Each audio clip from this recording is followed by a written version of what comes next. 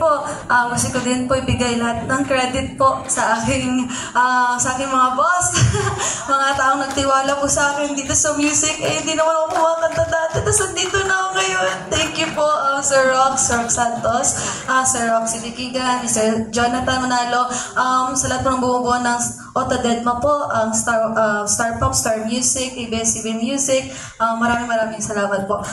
Siyempre po, gusto ko din po pasalamatan isa sa mga taong mga dahilan po kung bakit ako nandito po ngayon, ang My Loves at ang aking mga taga-suporta po.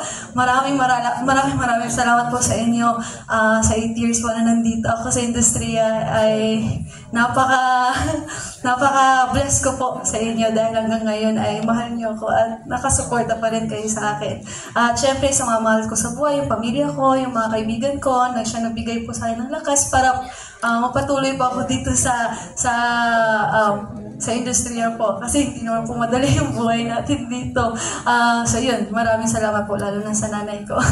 At syempre po, ang pinuno po ng lahat ng ito, ang Panginoon po, talaga po, lagi po yan, binabalik ko po lahat ng glory sa Kanya, tsaka yung honor po. Muli po, maraming salamat po, PMTCs, award po na ito.